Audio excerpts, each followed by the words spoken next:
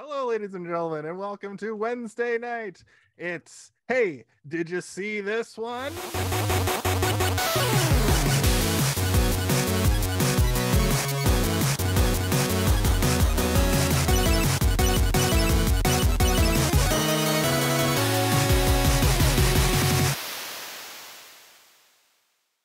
Hello, everybody. It's me. It's Jason. I'm never going to say that again. I'm sorry I did that. I'm just hyper and ready to go. I'm your host for tonight, and these are my beautiful co-hosts here on Hey, Did You See This One? It's Steve. Hi. And Kaylin. Bonjour. We got a very special show for you this week. It's no different than any other week. I'm just hip, and I'm hop, and hip to the hip hop, and you don't stop the rockin'. So, I have a quick question. Okay, why don't you ask that question, then Steve, you answer him so I can get the levels. All right. Steve, I don't know if you can answer it, but when Jason is doing the intro and then there's a little music break, can they see us? Should we be? They cannot see us. Is it the logo or is it just him? It's a logo. It's just the logo. Yeah, I guess, pop it over from now on if you'd like. If you'd like to do a little dance. I'm down with that. I wasn't really sure if because you're always like, let me do the thing, and I wasn't sure if we were like seen while I was doing it. Now you know. How are the levels? How are the audio levels? But did that work? Was that a good audio test? Yeah, I think we sound good. You sound wonderful. Yes. Yes. All right. This is the show that you came to watch. Three people. Couple of people. Well, this week on the show, we're doing the 1992 cult classic, because I don't think, for the amount of money it seemed like they put into this movie, nobody has ever heard of it. I don't even know if it's at cult classic level. It's just like cult level. So I'll go first for our background, because I wanted to, on that note, Steve, because I want to tell you guys why I wanted to do it. And essentially, I love John Ritter, of course, and I used to love the guy that plays Spike until he unfortunately turned out to be a sex predator. Yeah, he's anyway. He got canceled in this movie. Literally, they canceled his ass. They canceled him. But we'll just move past the fact that dude's in this movie. It's can somebody look his name up? Jeffrey Jones. Yeah, I got it. Yeah, right. From Ferris Bueller's Day Off. He's the principal. He's in a lot of Tim Burton. He's in a lot of Tim Burton movies. Yeah. Oh yeah, Beetlejuice. Yeah. Yeah, he's in Beetlejuice. He's in a lot of shit from the late 80s, early 90s. Then did you guys ever see The Pest with John Leguizamo? Say that name again. John Leguizamo. Leguizamo. Oh, did I say it wrong? Shit. Leguizamo is what it sounded like. You said. Linguiziamo. Hey. Linguiziamo. Spaghetti. Yo, John, if you're ever watching this, my apologies. Yeah, our biggest fan is John Leguizamo. And our other fan is Luis Guzman. Luis Guzmanos. Guazos. But I was a huge fan of John Ritter growing up. I completely forgot that they pay homage to him being on Three's Company, which I grew up on. Yeah. Completely age inappropriate. Like, that show was literally on in the 70s, and I was born in 1985, so I don't even know if it was still on when I was born. Yeah, it's surprising that you watched Three's Company. I watched when he was in your childhood. Syndicated. Yeah, syndication was a different beast when I was a kid, and I had TBS. And they showed Three's Company, they showed I Love Lucy, they showed Beverly Hillbillies, they showed Golden Girls. I think Golden Girls was on as I was growing up. I think Golden Girls was our era. Golden Girls is the show. I was watching this with Danny earlier today, and when the Three's Company thing happened, Danny was like, "What?" And I'm like, I don't know for sure, but I think he was maybe on that show. He was the third company, man. Yeah. He had to pretend to be a homosexual. It's like a fourth wall breaking joke, I suppose. But, this whole shit is meta. There's a lot of meta jokes in this. It's almost like a Deadpool level of meta. Yeah. But just on that note, it's funny that they did that gag, because that show was really kind of ahead of its time, where he had to pretend he was gay to live with two women because they weren't married. Yeah, the landlord wouldn't have it or something. Yeah, the landlord was like, "You can't live with two women. And he's like, oh, I'm gay. I'm flaming. I'm out of the closet. And it was the 70s, and everybody thought that was a joke and hilarious. So funny. But John Ritter is a great physical comedian. He's very subdued in this, but you do see it come out quite frequently throughout the movie. And I remember when this movie came out, I was very young. I was like probably 7. So I would have seen it when I was 8, because it usually took a year for a movie to come to the movie network. Right. Where I lived, Channel 31 was the movie network, and that's how I ended up seeing Weekend at Bernie's 2, that movie where the kid has the talking skateboard, just all these weird like C-level movies that, you know, were on the movie channel. Tickle your fancy. Exactly. Tickle my pickle. Nope. And so essentially I saw this movie like a million times in a very short amount of time, because they only ran movies for about 4 to 6 months. And then when I was in high school, we came on a trip to Toronto, where I live now, and we went into like a movie shop back then. I don't know I think they had HMVs here then, but it was just like a movie store. And I bought this movie on VHS, and then much like my stories about watching other movies a million times on VHS, hanging out smoking pot with my friends, this was one of those movies that was in circulation during the high school era. So Do you still have it? No. I got rid of all my VHSs at some point. I think moving around in my 20s, every time I moved, few things would get left behind, Yeah. Till eventually all I had was like my TurboGrafx 16 and my NES and no games. Nice. But yeah, so that I've probably seen this movie 100 times, but I haven't seen it in 20 years. 666 times? I've seen it 666 times, but I haven't seen it. The last time I watched it, I was probably like when torrenting began, and I was like, oh, check that movie out, when I was like 19 or 20. So I haven't, okay, I'm not that old. I've seen it, let's say 17 years. All right. I think we can forgive you for estimating. I forgive. So I'll turn it over to you, Steve. What's your history with the movie Stay Tuned, starring John Ritter? The long and rich history of about 3 hours, because I watched it today for the first time. I had never even heard of this movie before. A few of my friends had told me that it was on TV a lot when we were younger, but I didn't see it. I never saw it on TV. But yeah, I literally watched it for the first time. Finished the movie about an hour ago, so nice. Pretty fresh. Fresh in your mind. Awesome. Yeah.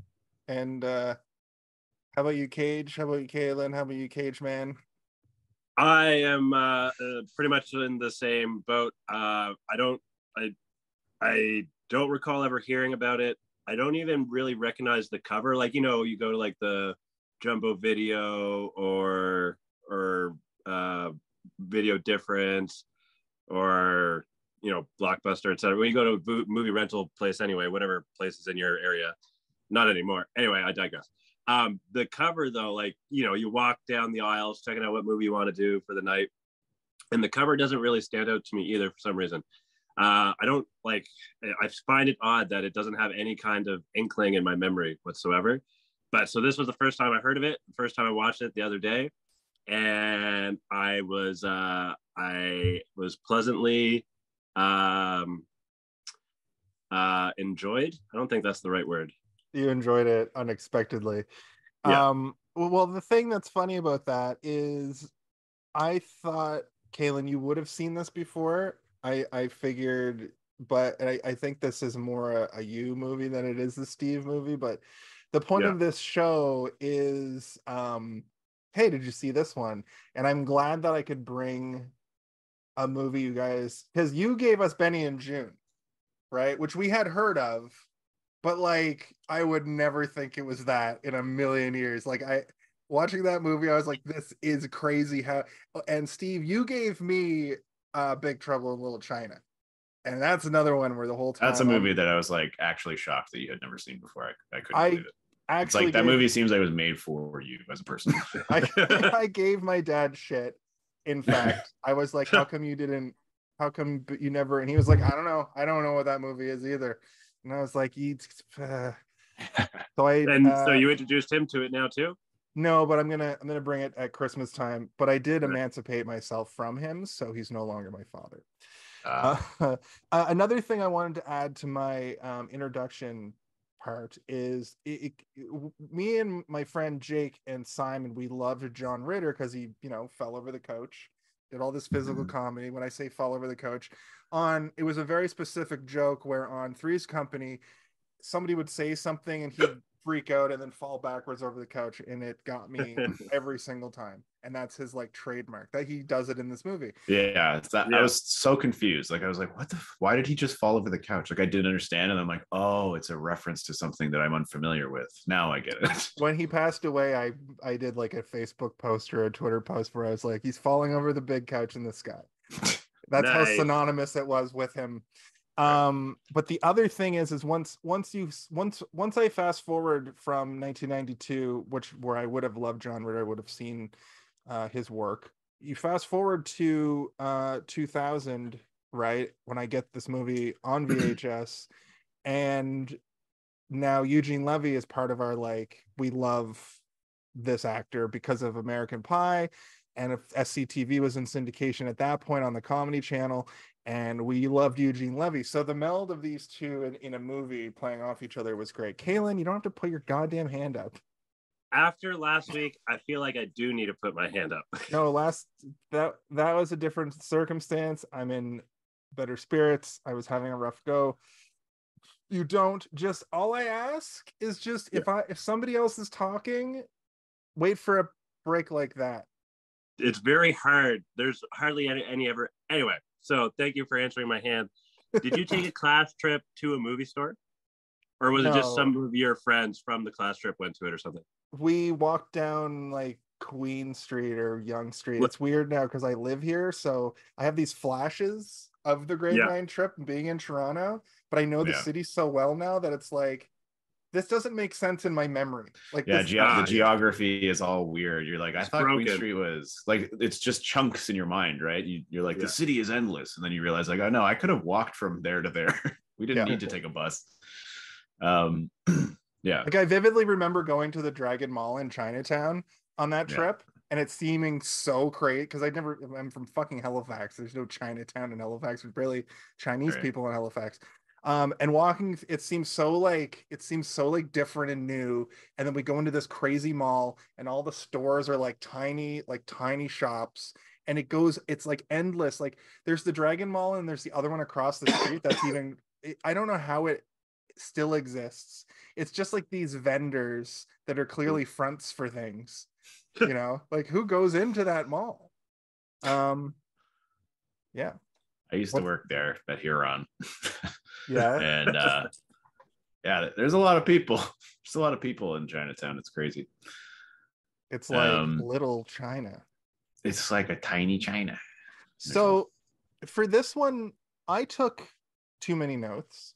We could go through my notes sort of as the plot synopsis, because I don't know, it's these movies that only one of us have seen. I find that it's better to just sort of go scene by scene almost. Yeah, and I mean, this movie does not have a plot, so it's fine. Yeah, the plot. It has a plot. I'll give you. Yeah, they get trapped in a TV and they have to survive for 24 hours. That's the plot. Yeah, thank you. The devil comes to. So Ned Queasley. Is he the devil, or does he work for the devil? He's like the devil's like underling. He's like he's Mephistopheles, boss. I think they say, where he's just like he's the devil of, there's like a god for everything. There's like god of water, god the devil of he's like one of the 7 sins almost. It seems like he's the like sloth. Ooh, yeah. He's Mephistopheles. His name is Slothopheles. Mephistopheles. He's like we said, played by Jeffrey Jones. His name is Spike.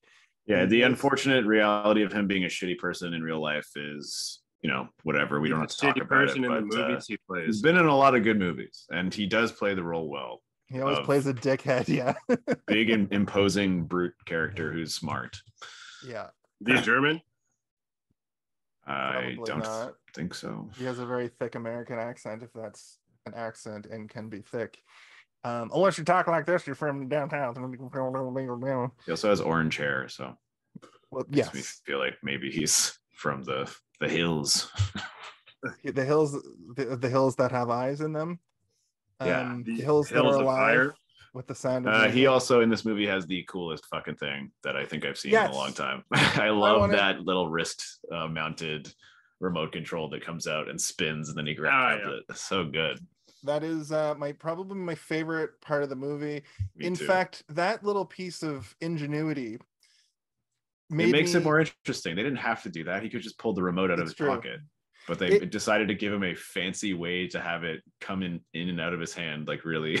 It reminded me of the DIY practical effects in like Ghostbusters, and the opening scene in this movie actually reminded me of a lot of Ghostbusters. And the whole movie, it's definitely a Ghostbusters smash cut to the title. Yeah, the whole movie reminded me of Superman. The intro credits remind me of Superman. Yeah, that's a good one too, because they're coming at you and it's just a black background. And the music kind of, I'm not sure, like probably not the exact same, but it kind of sounded familiar. Well, it's got a Horner vibe to it, James Horner vibe. He's got a lot of. To look that up because it did sound very specific. Yeah, maybe like the same. Well, that's the thing, right? A lot of these types of movies, like John Williams, for example, as like the most, commonly known composer.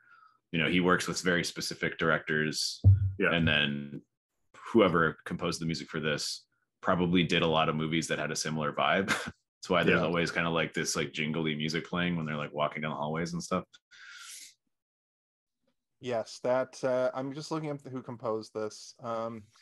But this whole movie sort of has a vibe of like Ghostbusters practical effects mixed with like the meta of something like a Deadpool, mixed with the episodes of Rick and Morty that are like intergalactic TV or whatever, that's what it was called, right? Interdimensional television.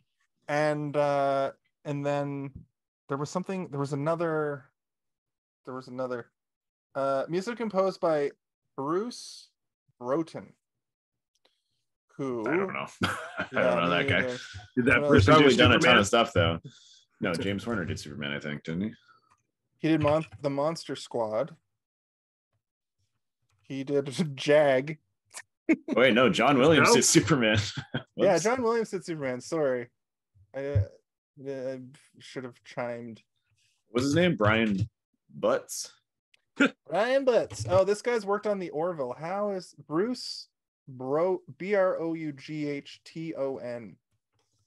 And he's still working. He's doing the Orville right now. So he's like, okay. Like there's a part in this where they're on the bridge of like Star Trek TNG, and the music is like spot on. Like the music is perfect. So this guy must specialize in doing like pastiche orchestra symphony music for different things. Oh, he did a bit in Fantasia 2000. He did A Bug's Life. He did Tiny Toons Night Ghoulery TV movie. Man's gotta eat. He was the composer for a bunch of the Dinosaurs TV show. Interesting. Tiny Toon Adventures, all of it, or 116 episodes of it. Interesting. So this guy's done a lot of shit. Got some work under his belt. Yeah, I can't believe he does. Yeah, that's like one thing that I'm not overly familiar with in like the movie world is composers. Like I know the heavy hitters that everybody knows, like Danny Elfman and John Williams and James Horner, but James Horner did Alien. That's why it's in my brain. But Hans Zimmer. Is it Zimmerman? Hans Zimmer, and then there's Michael Giacchino, I believe his name is, who's kind of like the new John Williams. The guy that's like oh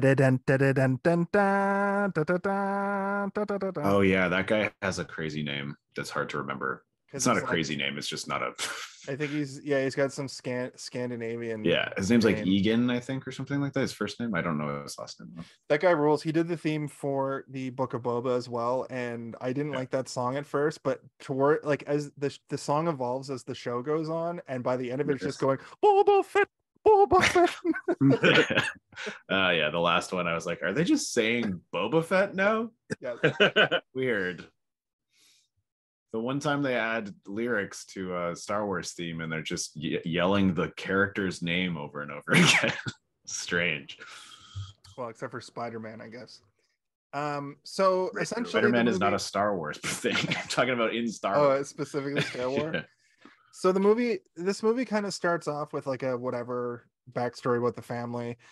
John Ritter. One doorbell. She yelled at him after one doorbell rang. Oh yeah, that wife, the first family. Yeah, Yeah. She was not a nice person. I did The not like her. bombs. But I also, that's one of my complaints with the movie is that every female character in this movie is mean, like so mean. All of them, every single one.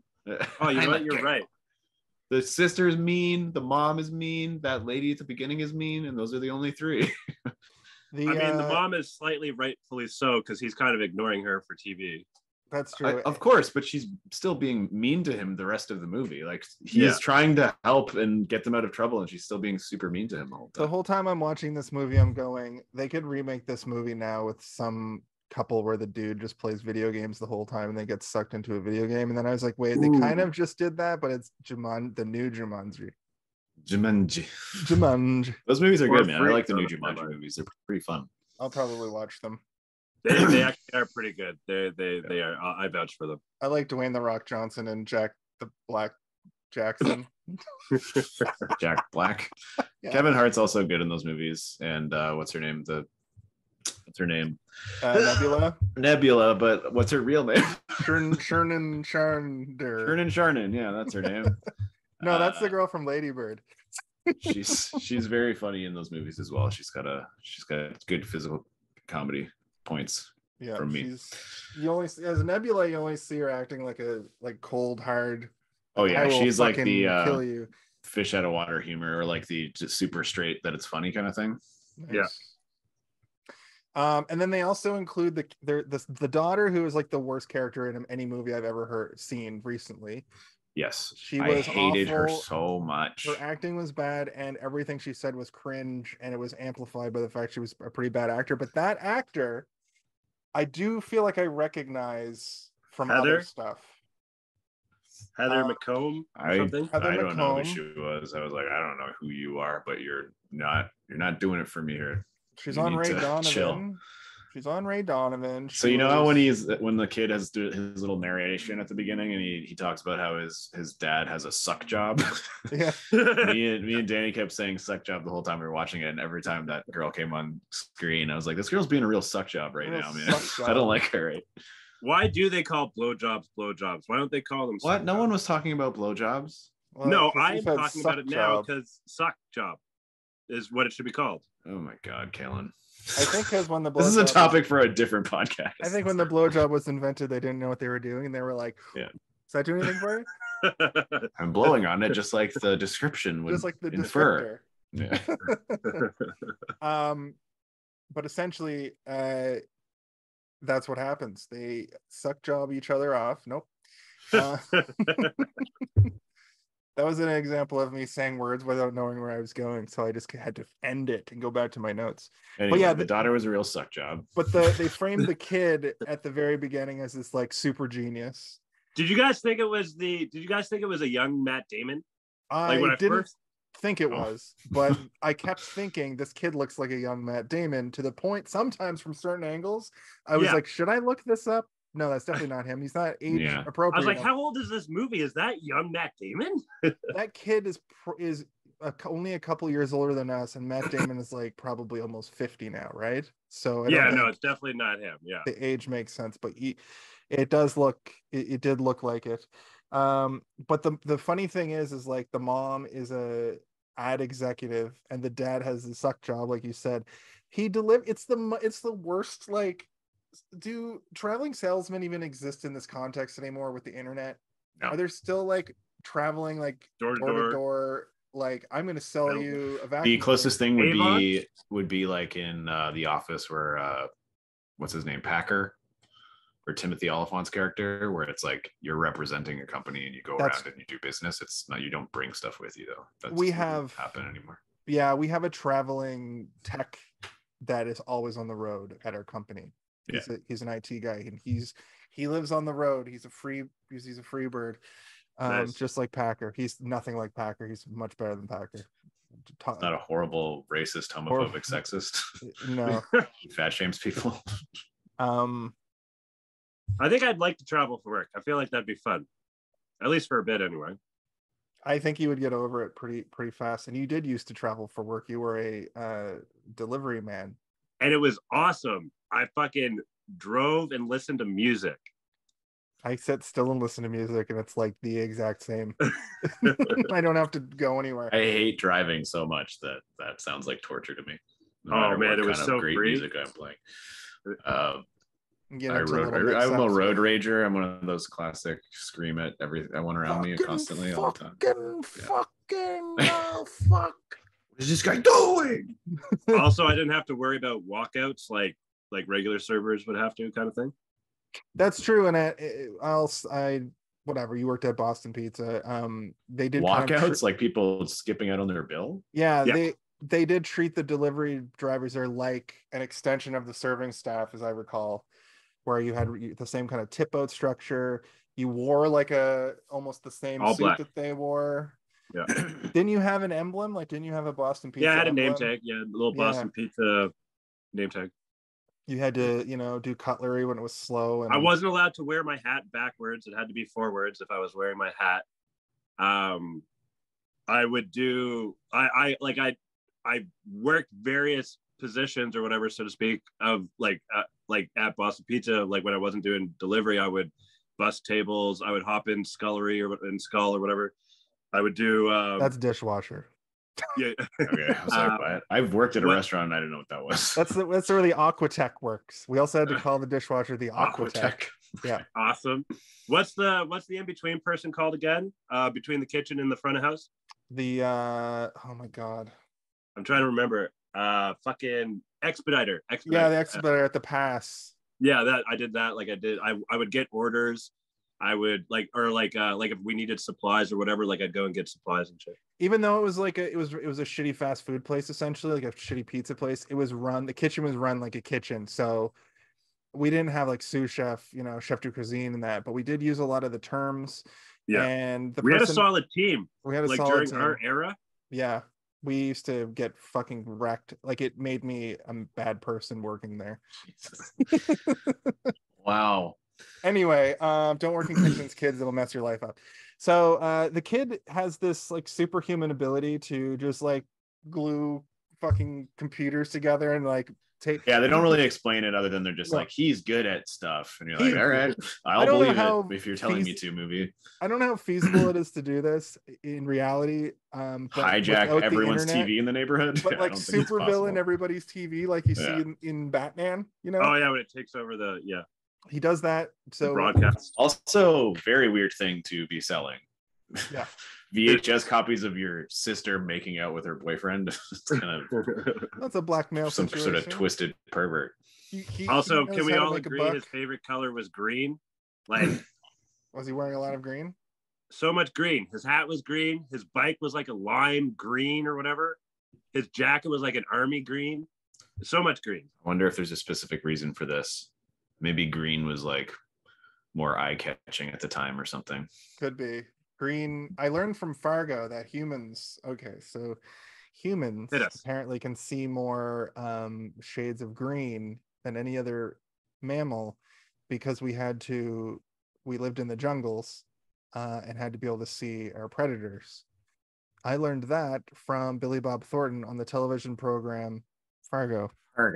I think this has nothing to do with that. Did you also know that there are certain humans who can see far more shades of green than others? Cro-Magnon man? There was a guy. Colorblind people?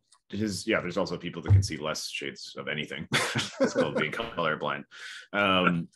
But there was this show. It was about illegal marijuana fields, and they had this one specific guy that would go and sit in a helicopter, and he would look out over large swathes of forests. And because he had the ability to see more shades of green, he could spot marijuana fields that would be otherwise invisible from that altitude. Right. That's cool. It's pretty cool. Or like in the middle of a giant cornfield that if you flew over, you wouldn't be able to see the weed distinguished from the corn. There's a test you can take to see if you're like at the higher end. I'm above average in the green seeing ability, which is kind of cool. It was kind of a nice, cool thing to learn about myself. But I'm not like a super version of it though. You can probably find it on the internet. Yeah, I think you're the opposite of colorblind. You're color extra colors. Praised. The color, yeah. Color amplified. Okay, so did you guys notice the scene where where John Ritter is like kicking his boxes around and he goes back to his car? And they show a shot of like the city. There's a building that looks like the CN Tower. It wasn't the CN Tower, but I don't know what the fuck it is because this city or this movie was filmed in Does it take place in Seattle? Nope, it's filmed in Vancouver, and some stuff is shot in Arizona. I think they're supposed to be in the States, but no, I don't think they ever really say where they are. Right. It could be that they're supposed to be in Seattle, but I just thought that was strange, so I looked it up. And I watched this movie in 1080p, and I thought it looked pretty good. So I don't know if you guys.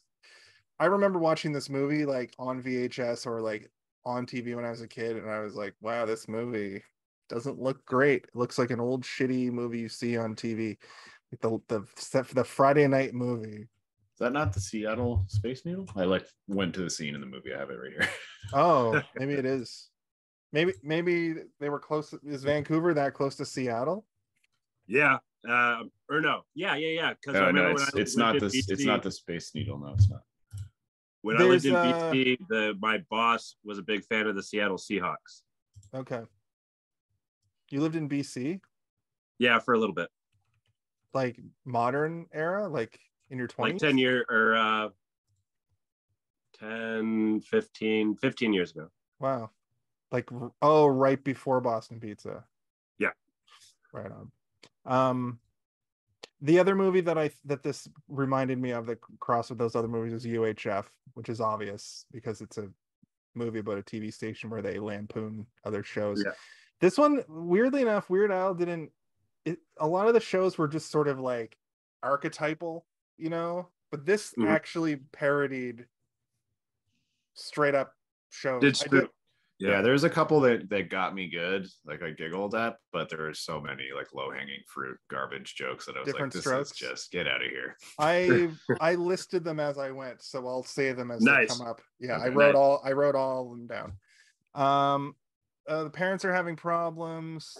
Roy is obsessed with the TV. I like they show his TV, and this is something that I remember from this era. Did you guys have the TV guides? I had subscriptions, or I would buy the TV guide constantly. My dad had a subscription to it, so it was just in the house, always sent to the home. Yeah. And then we got the channel 8 or whatever. That's what it was in Halifax. TV guide channel. TV guide channel. Well, it was something. It wasn't called the TV guide channel, and then one day it suddenly was called TV guide. Yeah. I assume that they like bought all of them. Oh my god, did I forget to plug my fucking computer in?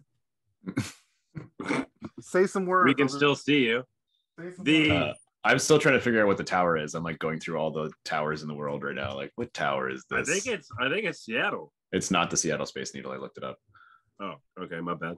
Yeah, it's a little stunted. It's kind of weird looking. It looks like a kind of a crappy tower. I'm like, what is it? Maybe they knocked it down wherever it was. I had an inappropriate giggle close to the beginning when the kid is talking about some along the lines of, when I think about my dad, there's a few names that come to mind. Bill Cosby. I'm like, oh. Yeah. That one didn't age well. Yeah. Yeah. I mean, at this era, he was like America's dad. So yeah, exactly. Yeah. And now he's America's shame. It's funny too, because there's still people that don't really register that he did all that horrible shit and will still cite him. So now it's sort of like a generation of people have to die with his horrible atrocities so people can just forget about him at all and not say his name.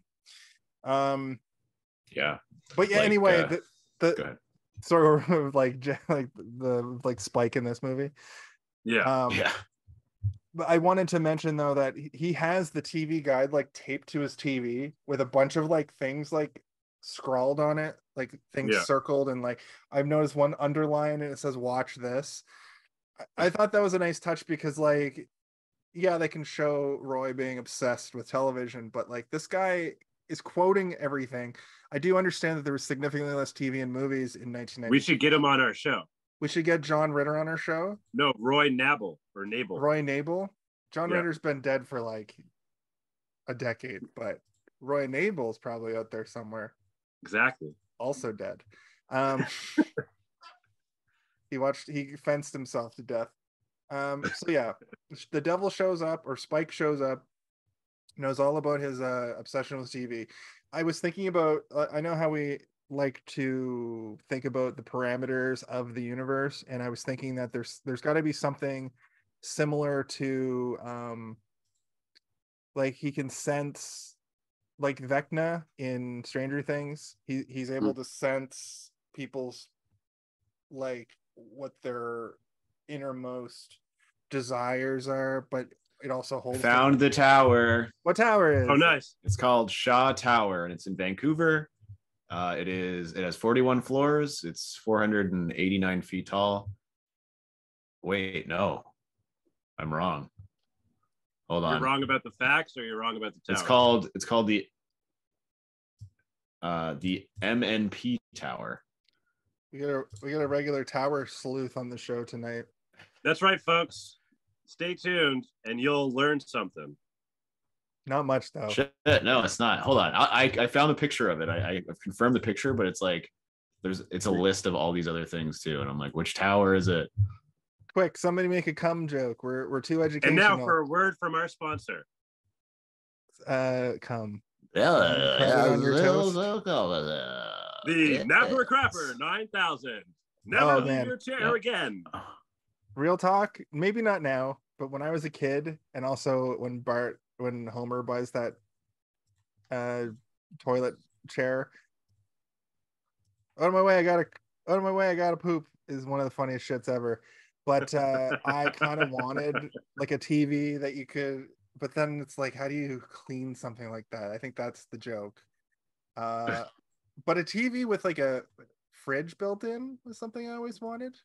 Cooler or whatever, yeah. And or like a chair, like a lazy boy, but the TV is on a swivel.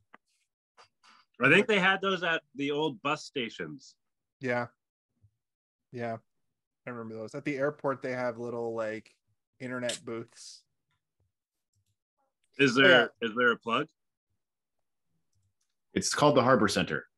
Oh, it's the Harbor Center. Isn't that where like somebody plays? One of the hockey teams play? The Harbor Center was built in 1977, is 21 floors tall, 481 feet high. Fun fact, Harbor Center is one of the city's most recognizable buildings for its 360-degree lookout tower atop the building. The building itself is 21 floors in total. However, including the lookout tower, its true height is closer to 44 floors. This lookout tower serves as a tourist attraction and was officially opened by Neil Armstrong in 1977. Wow. So he's canceled too. Why is he canceled? Oh, that's right. No, I'm thinking of the other guy. Buzz Aldrin? No. Who's the guy that drives? Who's the guy that does the bicycles? Oh, Lance Armstrong. He's not canceled. Yeah. He just cheated. But he survived cancer, so like it's okay, I guess. No, he just did steroids. Whatever. Yeah, it's whatever.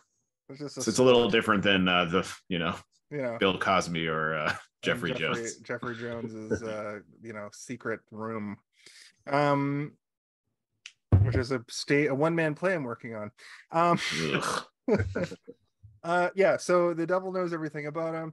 He offers Roy Knable a television that has 666 channels from all over the world, I guess. And then Roy's like, well, my wife just yelled at me 4 minutes ago about how much television I watch, so I probably can't do this. Also, I can't afford it. And he's like, well, what if I give you a free trial? And he's like, sign me the fuck up, because I need 666 channels in my veins. I can easily explain this to my wife. She will definitely love the fact. She definitely didn't just throw a trophy through my TV. Good throw, by the way. She whipped it through the TV, and then he got a smaller TV. I think the TV was earlier in the movie.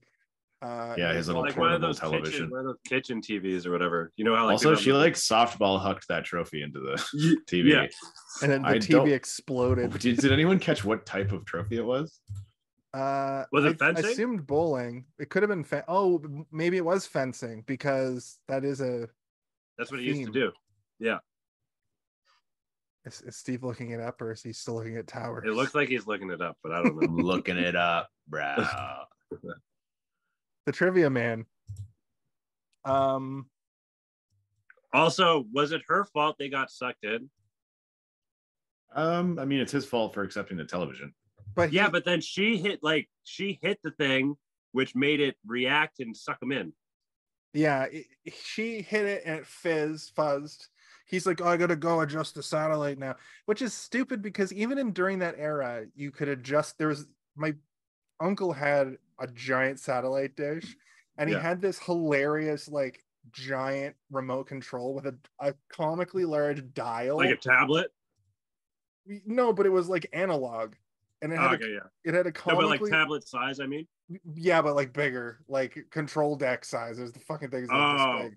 Gotcha. And it had a fencing trophy. It is a nice. It had a comically large dial on it that you could go and you look out at the window and see the fucking thing move. Oh, sweet. Yeah, when I was a kid, we had a cottage in Bob Cajun, and our neighbor had one of those big ass satellites, and it's too big. Like it was dangerously big. If it got caught in a windstorm or something, that could destroy an entire home. Especially for the amount of channels you actually get, like, and they're only repeated. There's, you know what I mean? It's like 100 channels repeated 6 times. That's true, but like there were still, you still could get a shit ton of channels from like all over the place. Like a lot of affiliates showing different stuff, like it is now when you go through satellite, and it is repeating. But the thing that was cool was like you could find like so many like weird in between channels that were like local TV. You can also like find local to specific cities and stuff, like just weird stuff. Yeah, but what was extremely dumb is you switched over to like a new satellite, like you know that was digital, but then you had to like almost like the radio, you had to kind of like move the satellite back and forth to like tune the picture. Get the signal. And that was definitely my first exposure to pornography, but they didn't pay for any of the channels, so it was like the meme about seeing like seeing like fuzzy porn. Okay. When you're way too young. Scrambled pornography, yeah. They were also the first. My uncle is a real like bleeding edge technology dude, or he was back then, and he had the internet before like anybody ever. In like 1993, he like had like not just like the shitty BBS like web like forums internet that was just he had like the full, you go to www.whatever.com, and I immediately went to www.sex.com, and I immediately the next day was my dad was like, did you go to www.sex.com? And I was like, no. And he was like, well, they definitely didn't go there. Also, was your cousin with you? Was she looking at it too? And I was like, no. And he's like, yeah, you guys definitely did that, you weirdos. I didn't see anything though, because that website didn't have, it was internet 1.0. It wasn't a real website yet. Not really. Like I don't recall seeing anything. So it just said sex.com and like hearts and like under construction. Under cockstruction. Under cockstruction. Ooh. Yeah, so I also like the CGI in this movie, weirdly not bad, because it was used very sparingly. Yeah, the wires when they're going in was really cool effect. It was just like simple, and I mean you could argue that it's bad, but I think it looked good for what they were trying to accomplish. I thought 2 moments, like when the ground opens up and he goes back to hell. That didn't look too bad either. And when the thing melted at the end, when the satellite dish like melts and just like absorbs into the earth again, I thought it looked like, you know, crappy early 90s CGI, but it worked. It was also small and it in the dark, and they were able to hide it. Yeah, it wasn't bad. It wasn't terrible. It wasn't like, you know, last week with Small Soldiers, where some stuff looked excellent because they put money into it, and some stuff just looked bad, like season 1 of Reboot. But that's a slight against Reboot. That's true. Yeah, and Reboot looked better than that. Yeah. That's true. And that show had, it was stylized and was inside a computer, so it made sense. Yeah. And it had interesting characters, unlike Small Soldiers. No, Small Soldiers was just Tommy Lee Jones yelling into a microphone and then cutting it up to. I assume he yelled one stream of consciousness that was about 10 minutes long, and they just cut it up and used it. Right. See, I don't want to. What do you need to say, Kalen? Is it about this movie or Small Soldiers again? I think we all talked enough about Small Soldiers last week. Aside from our viewers commenting while we're streaming or going live or whatever, can they also message us on here, or should we let them know about the Instagram page and message us there if they want to? So, for example, maybe they want to. There's some that they would like to see. They'd like to see us do. You can message us on here. Anywhere. If you follow us on Twitch, you can message us on Instagram. You can call my phone number because the people. Is it on that thing right there? Is your phone number on that thing behind you? You insane? No. The joke there is that the people that watch this know us. Yeah. I used to say that all the time on Blossom Buddies, and I didn't get a single call, so we'll see what happens. The first reference that comes up to a TV or movie parody is a great mashup. Do you guys remember what it was? Yes, the Man and the Baby? 3 Men and Rosemary's Baby. That's correct. Yeah. That's correct. I love 3 Men and a Baby, and I love that was Rosemary's a movie, right? Baby.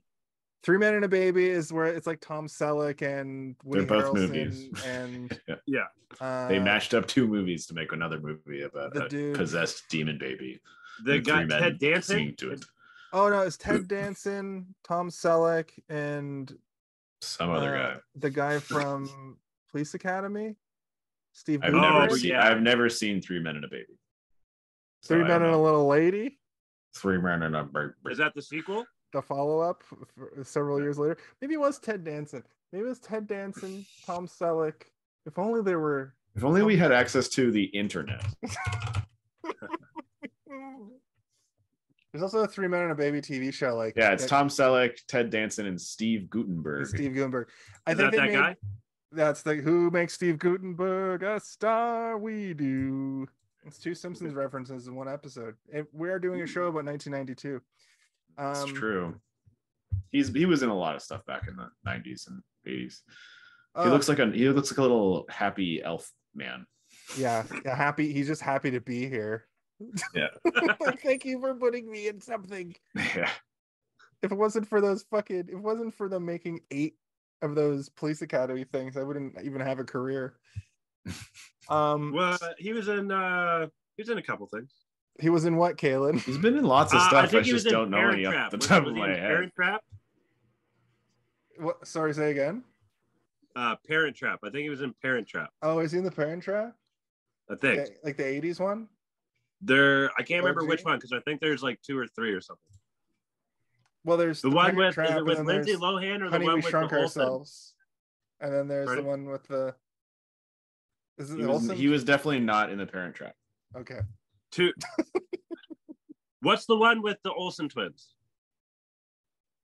That is Freaky Friday. Nope. That's the one. Nope. That's the one with Jennifer. That's the one with like when they're detectives, or like I don't know. Or the one where they like pizza. Yeah. Pizza. It might not be Parent Trap, but it's the one where there's twins that don't know they're twins, and then they get crisscrossed. That's not the Parent Trap. The Parent Trap. He's been in 103 things. So the Parent Trap is the thing where the kids get their parents back together by locking them in a room. What's the title that I'm trying to think of? That you're probably thinking of that movie where Lindsay Lohan like meets. Lindsay Lohan was the newer version. She meets her double. It's Freaky Friday.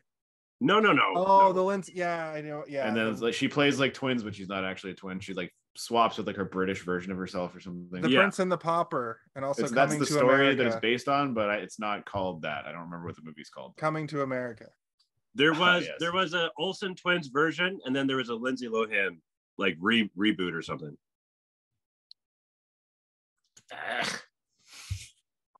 So there's a prank. Do you guys remember the prank show? That's the next thing they show. Yeah. You Can't Win. Is it called You Can't Win? No. was called like Sadistic Hidden Camera or something like that. Yeah, sadistic hidden Oh, videos. right, that one. Right. But essentially, you just get a shot of like a dude from across the street filming a cop go up to a woman's house and be like, "I'm sorry, like your husband's dead. Isn't gonna make it home. What's happened to my Steven?" And then he's like, "You're on sadistic hidden video." Hey, do you see? Look over there. Do you see that van? And then she's psyched that she's on it. Yeah, she's pumped. Okay, so yeah, Roy goes to adjust the dish, and they have a fight, and they get sucked in. And the first show they're on is a game show, and the first shot that they show of the like guy Smiley, like host of him just being like, big golden tooth. That is burned into my brain forever. Why? I mean, it's pretty impactful. They start so close to his mouth, so it's just like uncomfortable. That moment and the very end, it's like a 90s music video. Are you Puff Daddy? Are you Poof the Magic Dragon? Whoa, that was about weed. That moment and the moment towards the end when they're in the Salt and Pepper music video are burned into my head forever. I'll never forget. That music video was where I was like, I gotta go to the bathroom. And I can't watch this. It's making me uncomfortable. And some of the products in this that they can win are the Napper Crapper 9000, which we talked about already, and Encyclopedia Satanica, which is just a great play on words. Yeah, that was an all right one. But that also goes along the lines of like low-hanging fruit. A lot of this movie is just like the easy joke. There's not really much to a lot of them, but there's a few that got me going. I like that the show is called You Can't Win. Yeah, You Can't Win, right? Yeah. Who is this movie for? It's kind of weird. I was wondering that myself. Like, it's not really a kid's movie. Yeah. But it's not, it's like too childish for adults. It's like teenagers. It's kind of weird. Yeah. I 13-year-olds maybe. Yeah. I think it's like a in the same age group of like, there's no swearing. I was going to say American Pie, but American Pie is clearly a movie for 18-year-olds about a couple older years teens. Before. Yeah. But there is a genre of movie that is for like, it's like middle school 15-year-olds. Right? I think it's that, but I have a theory that I noticed because there were a couple blatantly 80-yard over moments. Yeah. Like, for instance, there's the beer that the kid drinks. Beer for kids. Yeah. And he's like, give me another one, woman. Get back in the kitchen, woman. And you can clearly see him. He says, get me another one, babe. But yeah, he says bitch. Yeah. Also, that kid is the kid from Needful Things, a movie similar to this movie. We did that movie. We did. We covered it right here on. Hey, did you see this one? I was like, this kid looks really familiar. And then I was like, oh yeah. And then I was like, wait a minute, he just said bitch, but it came out as babe. Am I watching this on the YTV? So I'm wondering if the VHS version that I had, he said babe, and the TMN version from the early 90s. No, what it probably was they put it to a ratings board, and then that moment of a child calling his mom a bitch probably upped the rating, and then they probably went back and changed it to lower the rating. Yeah, that's probably what happened. Yeah, that's a good call. But I think there was a time when this movie could have pushed a lot of things that they didn't. There wasn't nearly enough because they say bitch in the movie earlier, right? Like, remember when she calls the wrestler a bitch, and then she goes, "I'm just kidding. You're probably not a bitch." Which I thought was very funny. That was pretty funny, yeah. So now we go but to. But that's an adult saying it, not a kid. That's true. That's what I mean. Point. That's why the child saying it is probably what bumped the rating. Yeah. Because this was probably PG-13 or PG. There was no PG-13 in 92 yet. So we go to like a subplot PG in that they expanded. I know the story, and then PG-13. Yeah, they expanded the ratings in like the mid 90s and made more ratings. July 1st, 1984 is the first PG-13 movie. Ooh. Get out of here. Don't just make up facts. You got to know them for sure. Okay. My wife hates it when I do that.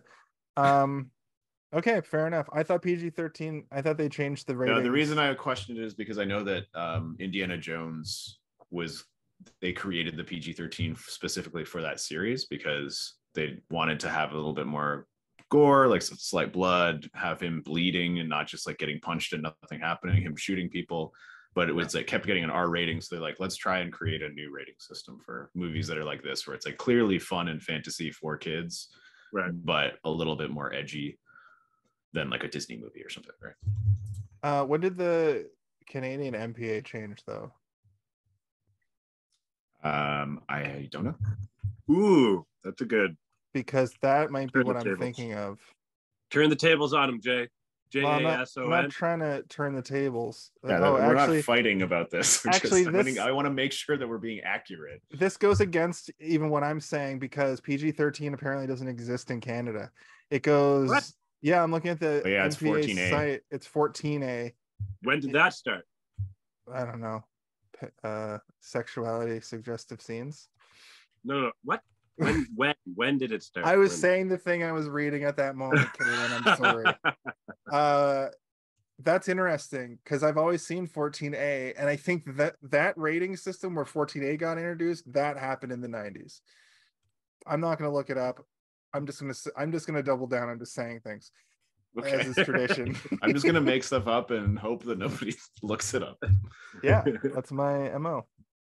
No, it's fine. This is not even really that important information, but yeah, it's like 14A, 18A, and then R, which is like never happens. But I remember in high school, Kill Bill Volume 1 was rated R, and I tried so hard to see that goddamn movie, and I never got to see it in theaters. Rated R. Is N17 higher than R? NC-17, yeah, that's like basically one step down from pornography. That's like extremely gory movies that don't get released in theaters with full penetration. I think that the Evil Dead movie, the first one, was rated NC-17, but I don't know for sure. You'd think you'd look it up after giving me shit. I didn't give you shit. I corrected a mistake you made. Well, I'm correcting you now, bitch. Now, didn't babe. say anything incorrect. I'm correcting you now, Abe. Anyway, we get to a subplot which feels shoehorned in, but they introduce this character who's like, it's his first day at school hell. Or Hell TV broadcasting or whatever. Yeah, I was kind of like, how do these people get these jobs? Then how do I get this job? Well, you probably have to die, but you also have to be shitty before you die. So there you go. It's probably whoever the Bill Cosby Scrooge, or Bill Cosby, Jesus Christ, Bill Murray's Scrooged character would probably die and be introduced and come in and be like before his heart grew 2 sizes. Or 3 sizes or whatever, and then has that weird scene at the end. And we did that movie 2 years ago. He comes in, he looks around, he's acting very meek, and then suddenly he's like, well, this is how I would do things. And Spike's like, no, simmer down, and that puts the you see the fire grow underneath this other character throughout the movie. This actor looked very. He really wants Spike to lose. He really does, because he wants to see what happens if Spike loses. Is how I sort of read that. Because this he wanted him to get fired. Yeah, so he could have his job, and he, spoiler alert, gets his job at the end, I think. But this is where we do actually learn about the parameters of the game that's being played. Essentially, and Soul gets sucked in because of a treaty with the other guys, aka God in Heaven. They have 24 hours to basically kill these people. If they can escape, their souls are spared and they go back to the world of the living, I guess. If they lose, they get a pineapple up the ass, like in Little Nicky. I guess that's what they do to Hitler. Yeah. That's what they do to Hitler in Little Nicky. I just assume that you're subject to having to watch that horrible Wayne's World zombie show for eternity. Or you have to watch this movie. That was another part where I was like, this is not doing it for me.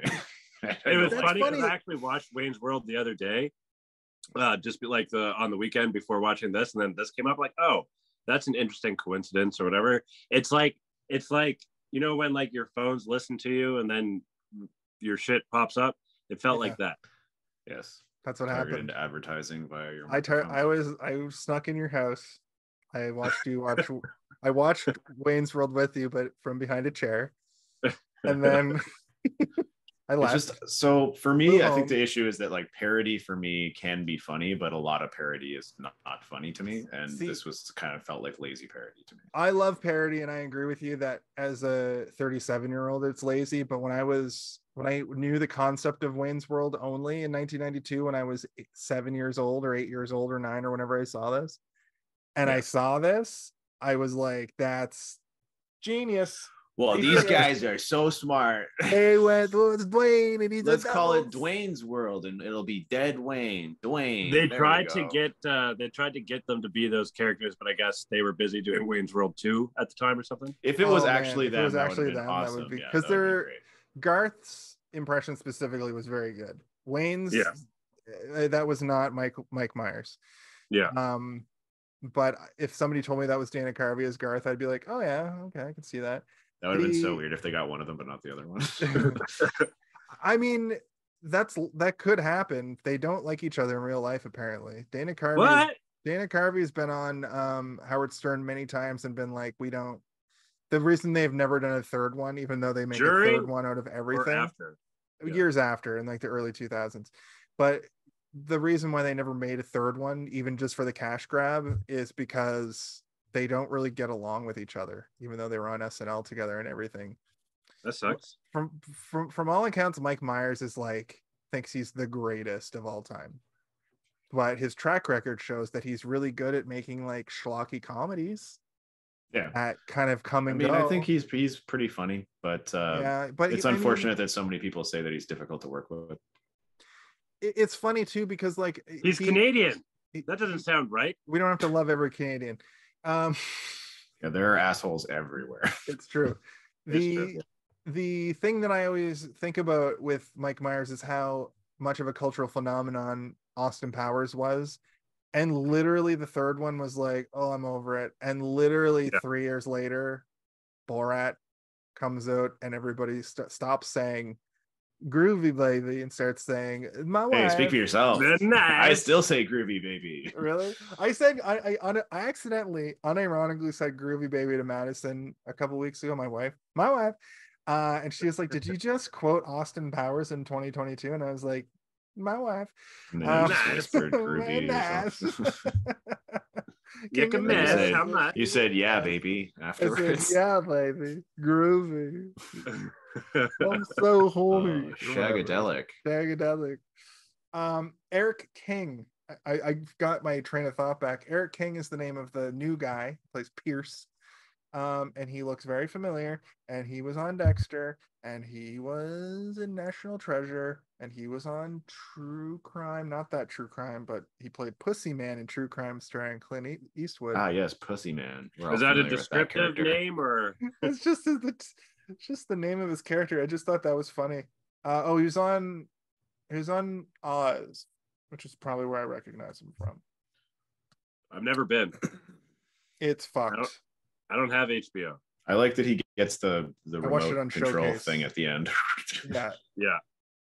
Yeah. So let's talk a little bit more about how this thing works and why it looks so cool, because they didn't have to build this contraption, but it pops out of your wrist from here. It seems like it only goes about this far, and it comes out with such power, right in the palm of your hand. Yeah. And then starts to spin, and then I assume it would keep spinning if he didn't grab it, because then when he's holding it, he's kind of holding it tightly, right? But the reason it looks so cool is the spinning. Like the spinning is what's so cool about it, and the fact that it pops out. Anytime somebody has something pop out of their sleeve, like with a mechanism, it's cool in every movie that it's in. Well, I think that the thing that captivated me by it is how that it didn't look poorly made. Like it looked like if that existed in our world, I would be like, check this out. Yeah. It's like a magic trick. Yeah. It's exciting. And like every time it happened, I was delighted. And every time it didn't happen, I was kind of disappointed. I was like, man, they need to show that thing more. Show it all the time. Every time you pull it out. In this movie were really interesting too, because they tried to make them extra futuristic by having like little flashing lights and they're like beeping. And I'm like, if my fucking remote control had flashing lights and was beeping, I'd be like, I would smash it to smithereens. I don't like it. But then the movie wouldn't be as interesting looking. That's true. I guess I guess we It's do there live for in our benefit, reality. not their benefit. I'm sure the people that are playing us as a video game think that things in our world are stupid, like all the racism, bigotry, and homophobia and like, I can't wait for the new patch where they tone this where they get racism rid of shit this down. terrible shit. Where the cops have a glitch now where they just shoot black people in the back as much as they possibly can. God. But also teenagers get to about 17 in the United States and then decide to shoot up a school. So we got to change the NPCs. We got to change the NPCs coding. Non-playable characters for our non-playable character viewers. Yeah. Sorry, that's how Jason views all of us. I don't have main character syndrome, but I do have whatever you're the star of your movie. No, but I do have the syndrome where I'm not the main character, but my group, everybody I know is in the movie. Like you guys are your own ensemble cast. Yeah, exactly. I'm part of an ensemble cast. Nice. Because I'm not that. I'm humble-ish.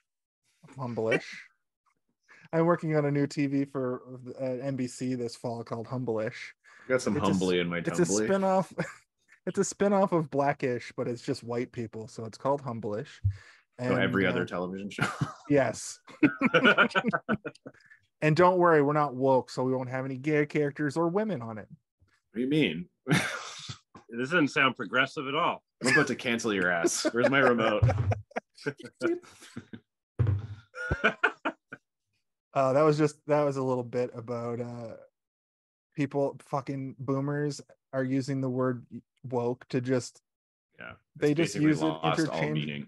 They just use it interchangeably for like people they don't like. Well, you're so woke.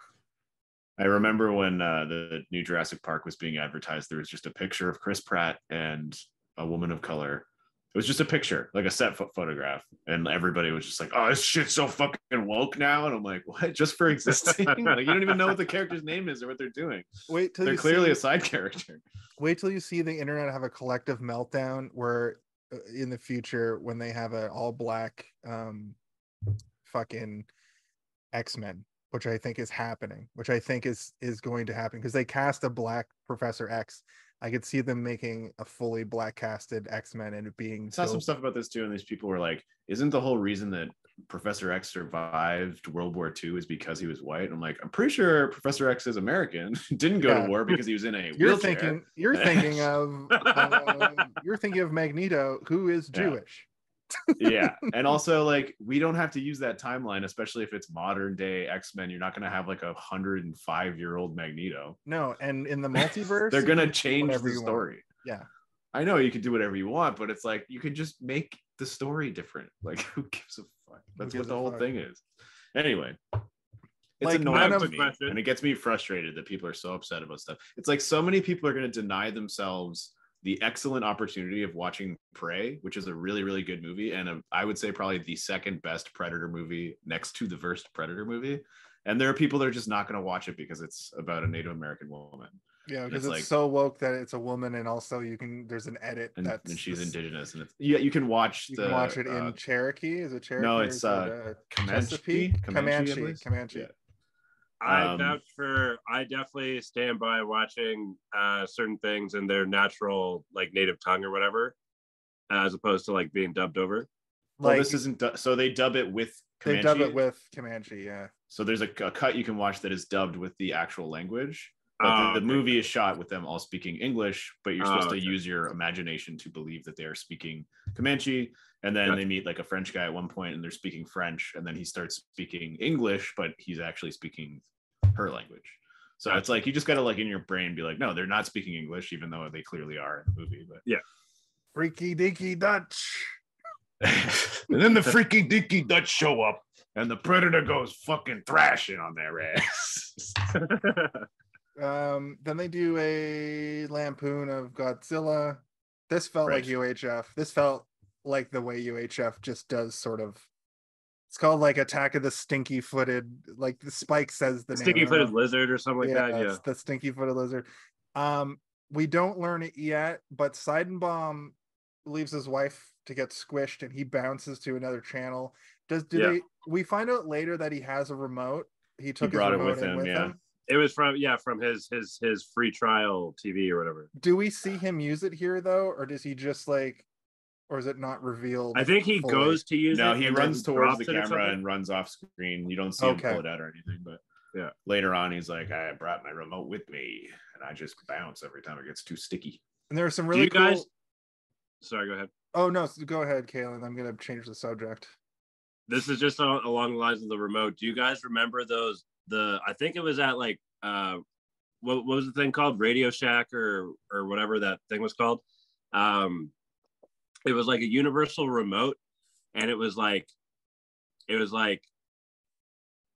there weren't like physical buttons. It was almost like a touch screen thing. Almost, I think it was called a chameleon, and it could kind of.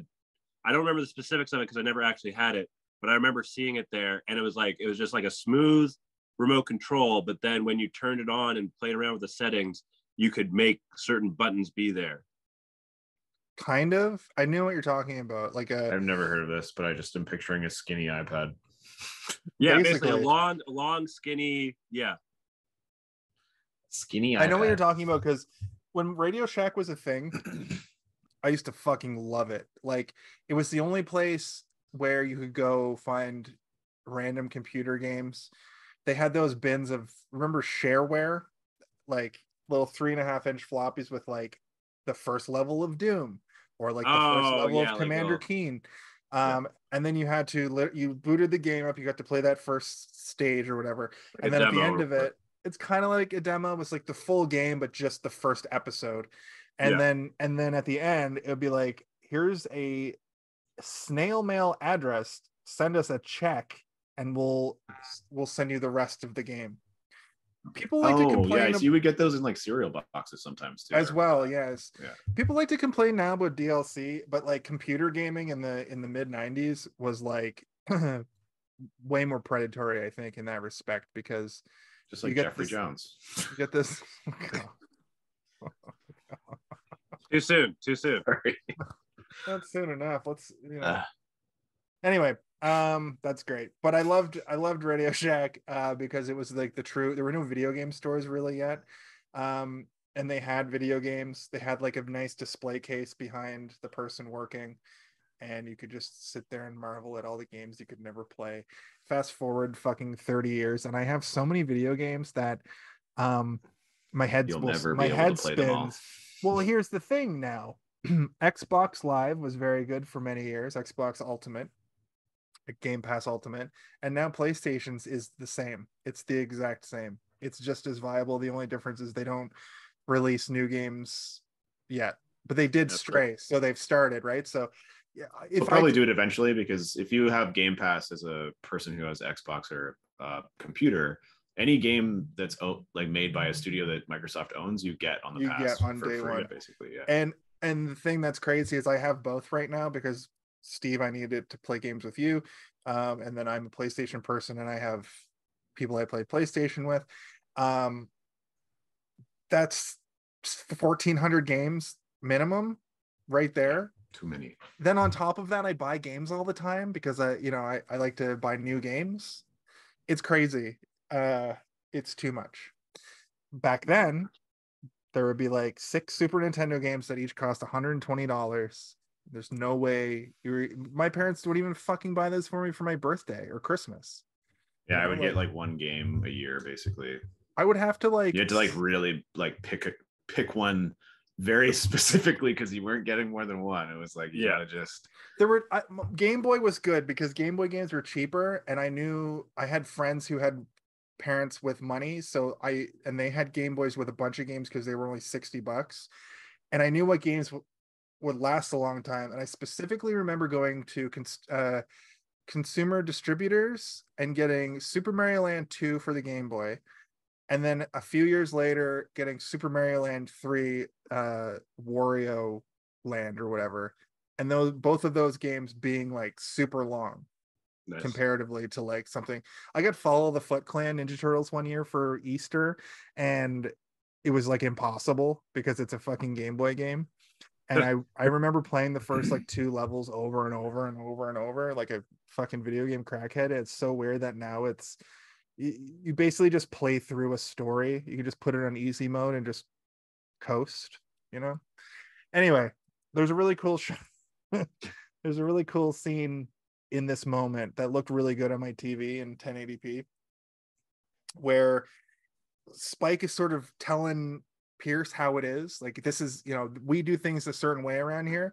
And do you guys remember the scene? They move back onto that neon like map, the board in the background, and they go silhouetted because it's like the difference in color and contrast. I thought that was a really cool shot. Yeah, and they have that weird spot later where there's like just the dude smoking in a wheelchair, and I'm like, this is just like a Dr. Strangelove like cameo or something? Like, what is going on here? And then they never show him again later. He's just gone. He just wheels off. That's your Professor X right there. Just paying homage to everything at the same time. Yeah. I didn't hear a movie title shout out. We haven't had one in a little bit.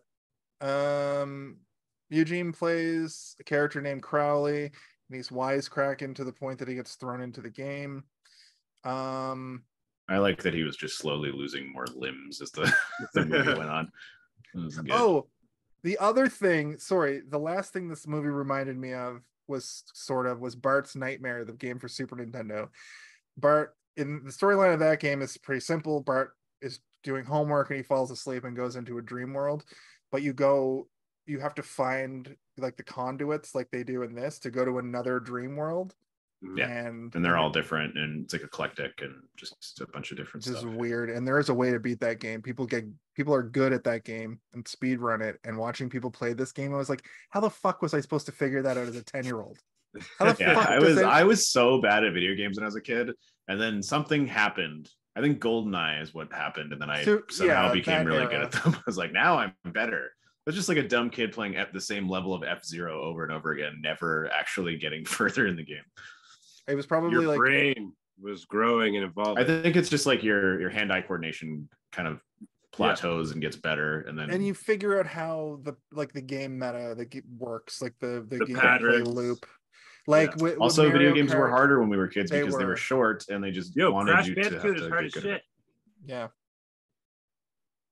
Yeah, it's because they wanted to make it a challenge, not just like a handholdy, let's beat this game in an afternoon kind of thing, right? And all the money came from rentals, and they had to make sure that you rented a game and didn't beat it and then never played it again. You'd have to be like, I gotta make it fun enough that you're gonna want to play it again, but hard enough that you're not gonna beat it in a weekend.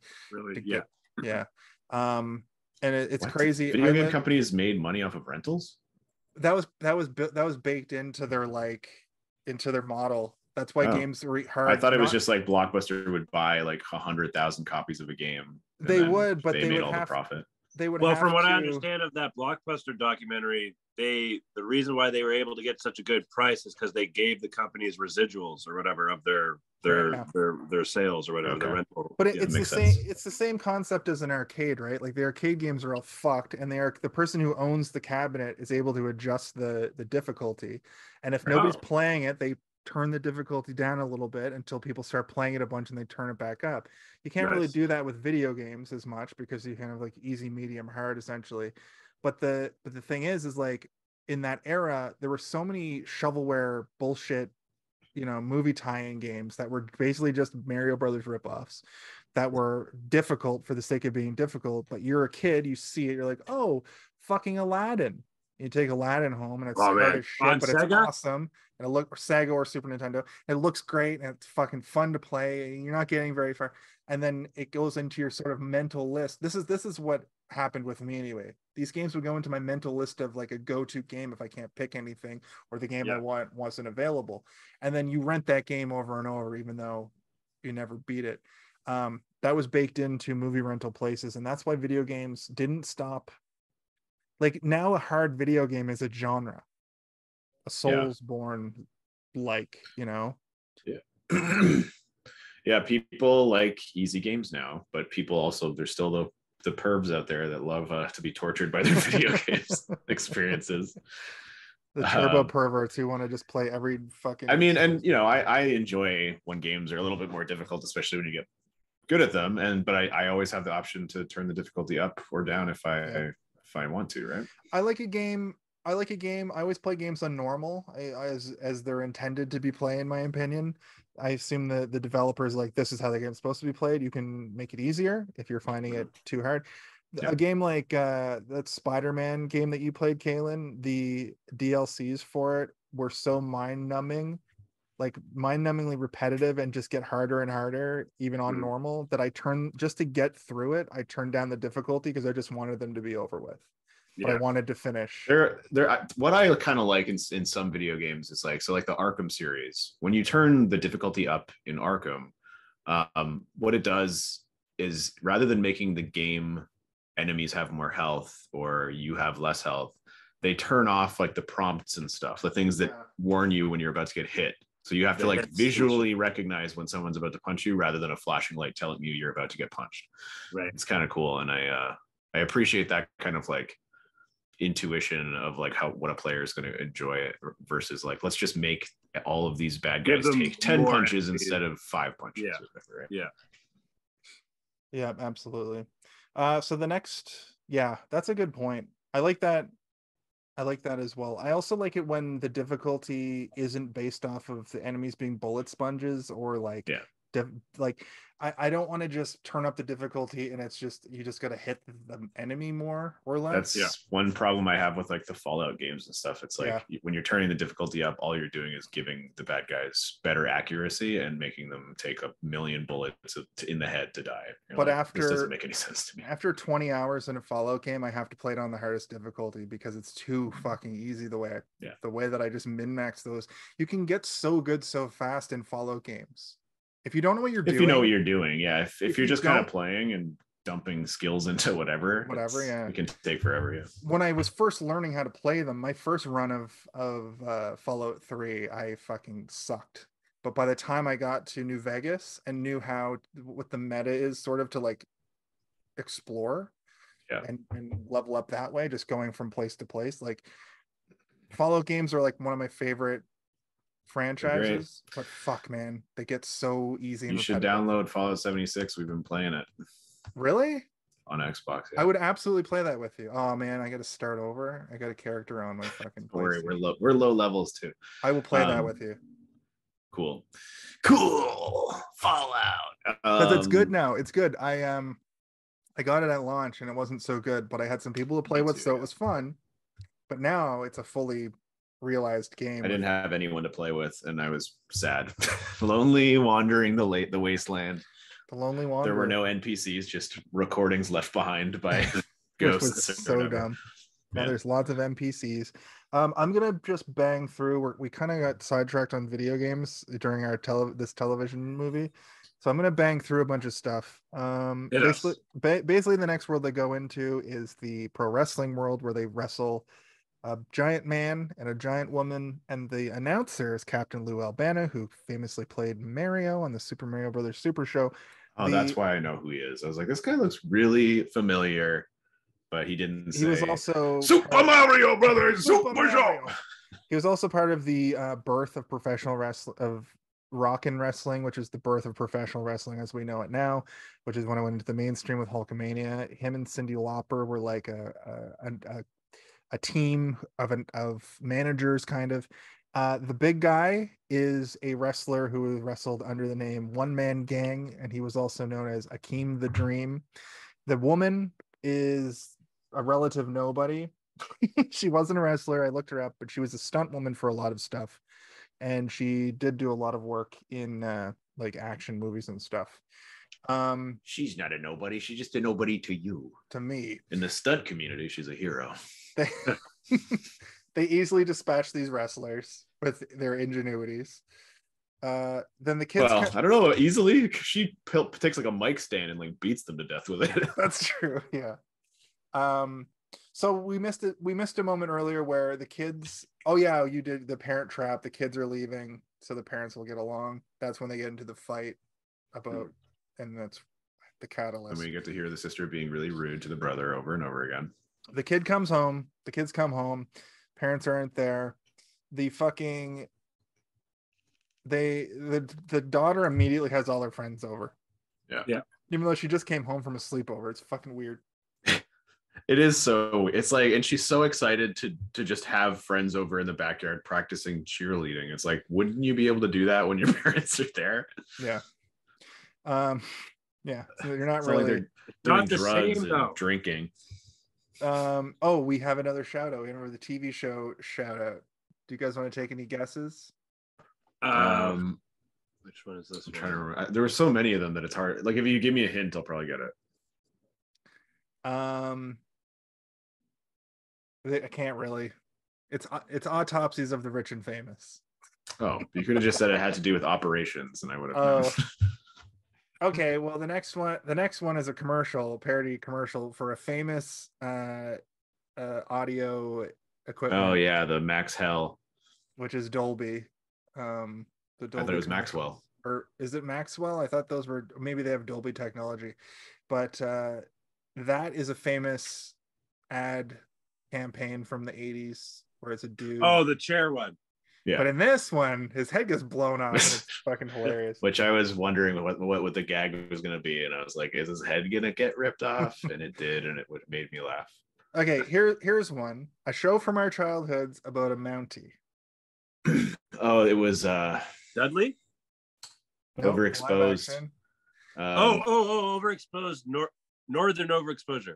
Well, it's just northern exposure. This show is just called the same thing, but instead he just freezes to death. I like the description where it's like a banker from California goes to the north and just complains about everything. Yeah. I started laughing pretty hard at that. So this is the next movie, the next show that they're in. Essentially, the trap here is that it's the tundra. There's wolves. Crowley shows up. Crowley is trying to find the conduit. This is where he explains the conduits and now how each world has sort of a way out. The doorway, yeah. He finds it as wolves show up. He's digging in the sand, in the snow. This is where he loses his first appendage, which is a finger. Yeah, because it froze off. He's like 1, 2. It's like, but he does it on the very first one. Yeah, it's not like he goes 1, 2, 3, snap. It's like he just snaps it right away. You're like, oh. And then back in the household, the son almost gets sucked in. Young Mac Damon. His bike gets sucked in.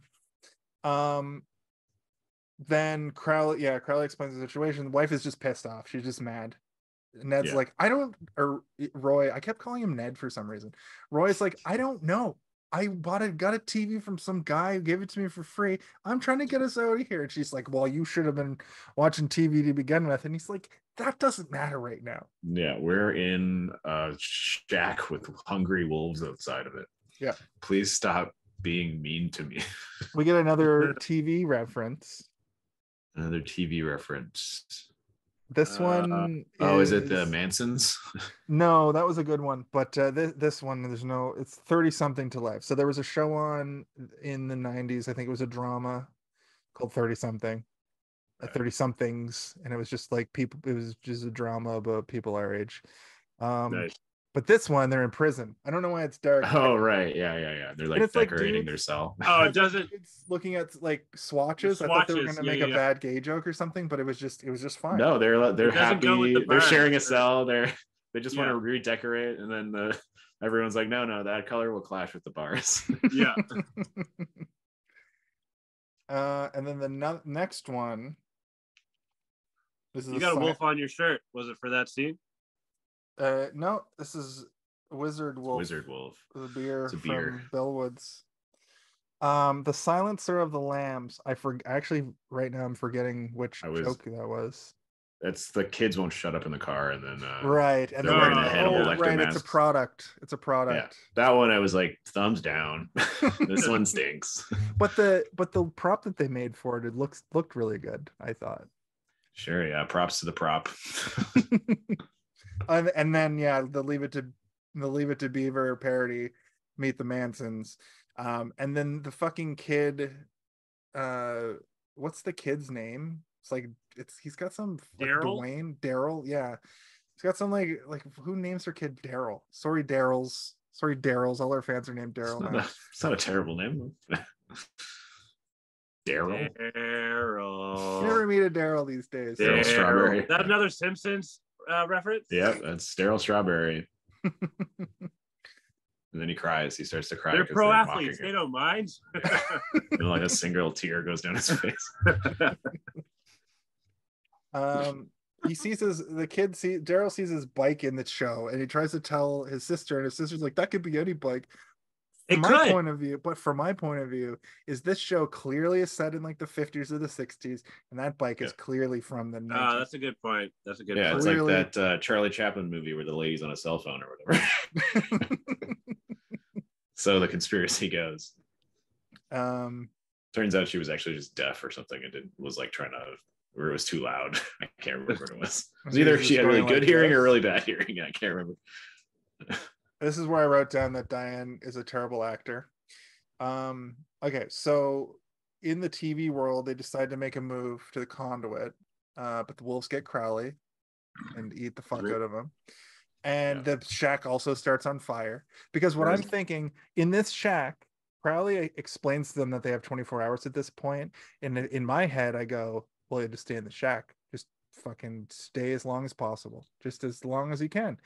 Obviously, it's not going to be great, but then the fucking shack just bursts into flames. Like, I get that they locked over a lantern, but like from my point of view, it just seemed like chaos immediately happened. So I think chaos has to happen in this universe to keep things moving, because there's a lot of points where you could just stay there, just stay still. Well, I mean, they show the clock and they stayed in there for like 6 hours. Like they were there for a long time. That's true, especially as the movie gets on. There's one point towards the end where it just moves forward an hour in one, like it shows the clock and then one thing, and then it's an hour later on the clock. Right. So they push the shack over top of the conduit like a fishing hole, which is almost like a puzzle. I liked it. I liked that too. It felt like a puzzle, like almost like a video game thing. Escape room. Yeah, we designed a room called Red Room when I used to work at the escape games, and you had to like literally move the room, and it would take people forever to figure it out. Nice. That's cool. I used to work in it and play it. I played it once and then I worked in it. I didn't get to play that one because I had to learn how to build it. Oh, I like vaguely remember it now. I know it was one of the more like basic ones. People got frustrated with that one, because it was like once you get over the gimmick of moving the room, you're like, these puzzles are too hard. Yeah, basic in that it didn't seem like much when you walked in. It was just you're just solving puzzles compared to the original room, which would like is like a mystery, or like the time travel lab, which is like that was the best one. We've talked about that mechanic. Yeah. Anyway. Or the ones in Casa Loma, which are like crazy immersive, super elaborate. Yeah. So the next world is the animated. It's like Tom and Jerry, basically. The cat is a robot. The son sees them. The wife says exactly who they are at one point during this. This is the Ned and his wife have a Ned. I did it again. Where am I getting Ned from? Maybe Knable? Spider-Man. Yeah. Yep. Ned Schneebly. Oh, maybe Cool that's Rock? what it is. Roy Knable, Ned Schneebly. I think that's what happened in my brain, honestly. It could be, yeah. Roy and his wife, what's her name? Helen. Helen. They finally have a heart-to-heart in this world. I thought this bit was pretty well animated. It reminded me of the animation from Roger Rabbit, but specifically the Roger Rabbit animation is 10,000 times better. But specifically the animation in that short, that the opening baby short, it reminded me a lot of that sort of. Like it's that same Tom and Jerry violence, but turned up a little bit to make it uncomfortable, that's my favorite trope. It's one of my favorite tropes. I really thought that this part went on too long. Really? Okay, we get it. They're cartoons. But they had to spend the money on the fucking animation. I know, they probably animated that whole thing and then like put it in, and they probably even realized maybe this is going on too long, but they spent all the time and money to animate it all. But the one gag I liked is that he's like, how would an animated person solve this? And then he like sends away in the mail for a robot dog. Like, that's a good gag, good work, but there was a little bit too much going on. He also says the best line in the movie. He says, that is one clever pussy. Ugh. And looks right down the barrel of the camera. Yeah. I think mean, that's the exact noise I made when I heard that joke. Ugh. I went, ugh. Yeah. Yeah, Oh, they do some gross. cartoon shit. They order a robot dog. The house explodes. But the conduit Acme, is the order from Acme. a like mouse, a cartoon mouse hole that the cat bolts over. That still doesn't open, but then he goes over and pulls on it, and then it falls over and crushes him. And he turns into a pancake because it's a cartoon. They bounce. The Looney Tunes song actually plays during the end of that. That's all, folks. And then they show an ad for the television program Different Strokes, where it's just a bunch of old dudes having strokes. Mhm. My dad had a stroke. They're having two different types of strokes. I can laugh at it, but only I can laugh at it. Oh, good thing I didn't find it funny and didn't laugh at it. Yeah, good. Here's a moment they say bitch. The next show is called My Three Sons of Bitches. Oh yeah, that was good. that made me chuckle. And then here the Dwayne's Underworld bit. So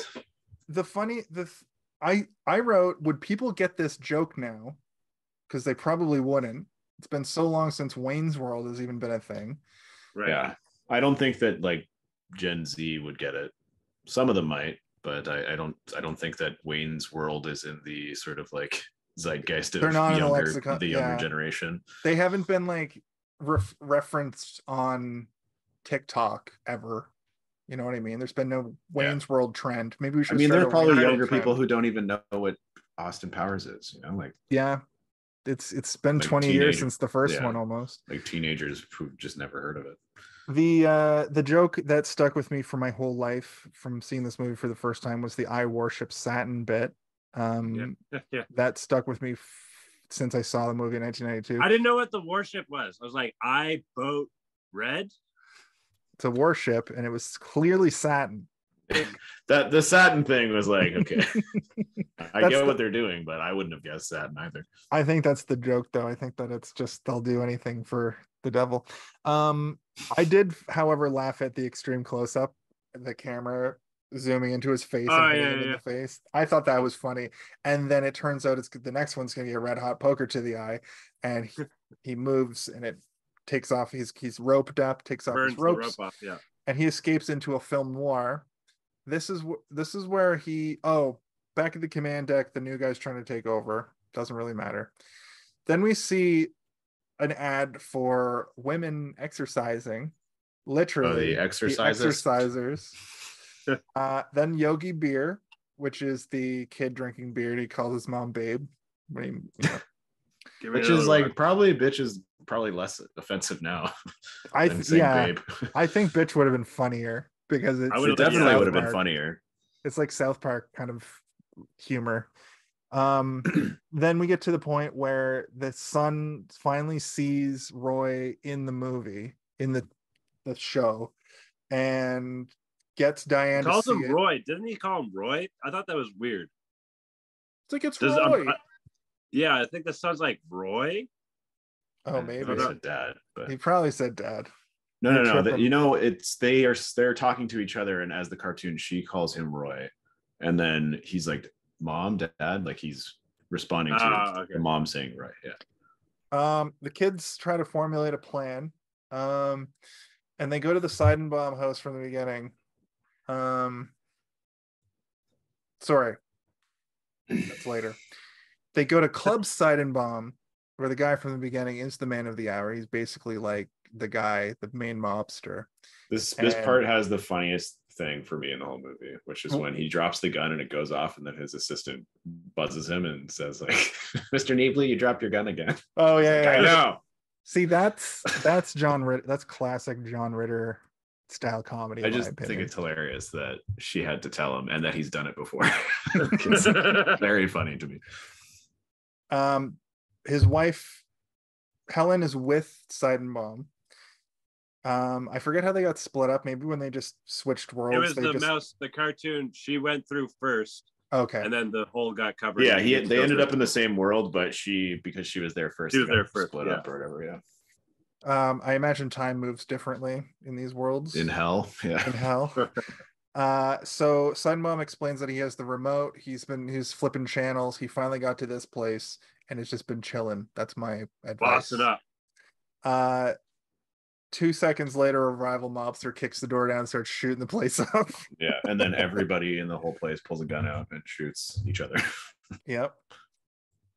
He gets shot. He relinquishes the remote, and then they go into the French Revolution. It's basically Les Mis or like Marie Antoinette. But the thing is this, when I was a kid, I would tune out of this movie so hard for this part, like for the French Revolution stuff. And it happened to me this time around too. It's visually unappealing. It's a little funny that he's dressed like a lady, but like, I don't think it It's not whatever, kind of whatever. I think the best part is when Eugene Levy is like, vertical boobs, interesting choice. We find out they have 2.5 hours left. They're kind of sweating at the control deck. Crowley is alive. He has no leg, which is great because he fed it to the wolves and escaped while they were chewing on his limbs. Yep. It turns out that Roy is somebody of importance who's hiding, and they're going to guillotine him. Meanwhile, WizKid is building just random electronics, just jamming electronics together.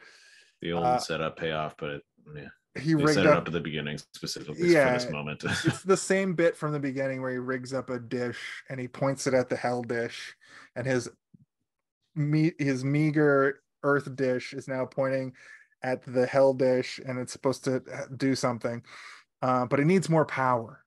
So he turns it on. Yeah.